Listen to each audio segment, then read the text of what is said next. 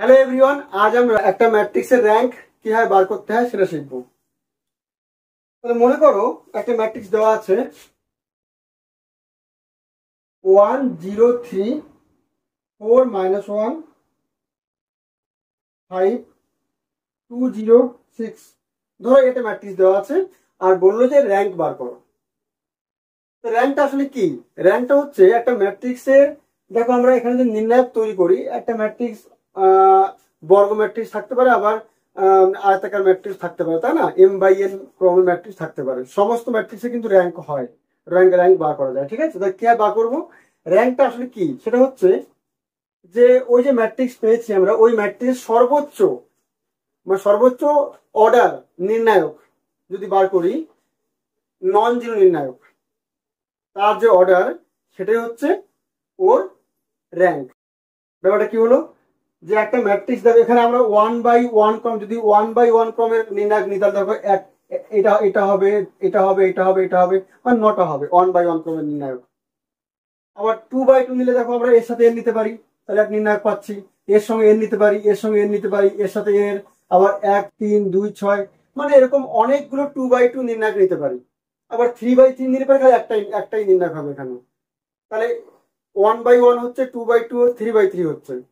তাহলে আমরা দেখবো যে সর্বোচ্চ অর্ডার নির্ণায়ক, তাহলে প্রথমে দেখবো 3/3। যদি 3/3 দেখি তাহলে এখানে একটাই আছে, ওর মানটা বার করব। যদি নন জিরো চলে আসে তাহলে ওর র্যাঙ্কটা হবে ওটাই, মানে 3 হবে র্যাঙ্ক। যদি দেখি যে ডেটে ইকুয়াল টু 0 চলে আসছে, তার মানে 3/3 0 চলে আসছে, তাহলে 3 র্যাঙ্ক হবে না, ওর থেকে কম হবে, তার মানে হয় 2 হবে না 1 হবে। তখন আমরা 2/2, অনেকগুলো নির্ণায়ক আছে এর মধ্যে, যে কোনো একটা যদি নন জিরো পেয়ে যাই, আমরা নন জিরো নির্ণায়ক পেয়ে যাই 2/2 ক্রমে, তাহলে র্যাঙ্ক হবে 2। আর যদি দেখি যে আমি যে 2/2 নিই না কেন এখানে সব জিরো চলে আসছে, তাহলে র্যাঙ্ক 1/1, তাহলে র্যাঙ্কটা 1 হয়ে যাবে। ঠিক আছে, এইভাবে আমরা র্যাঙ্ক বার করবো। তাহলে দেখি এই ম্যাট্রিক্স কি আসে। তাহলে যেহেতু since det A equal to কত আছে 1 0 3, 3/3 নিচ্ছি প্রথমে আমরা, 5 এইটা আছে, তাহলে ভাঙলে কত হয় এটা ভাঙলে করে 1 × -6 -0 + 3 × 0 + 2, অর্থাৎ -6 + 6, মানে 0 চলে আসছে। তা যেহেতু 0 চলে আসছে তাহলে র্যাঙ্কটা কত হবে? 3 হবে না, ঠিক আছে? 3 হবে না। তাহলে এবার আমরা কি করব? সিন্স এবার 2/2 যে কোনো একটা নিয়ে নিই আমরা এখান থেকে। ধরো আমরা নিচ্ছি এই দুটোকেই নিয়ে, ধরো যেহেতু 1 4 0 -1, একটা 2/2 নিয়ে নিয়েছি, কত আসছে? -1 -0, অর্থাৎ -1 আসছে, not equal to 0।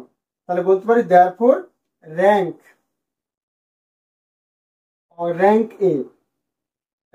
A equal to কত? যেহেতু 2/2 আছে তাহলে 2 হবে, র্যাঙ্ক অফ এ সমান 2। ক্লিয়ার? এই হচ্ছে আমাদের র্যাঙ্ক বার করতে এইভাবে।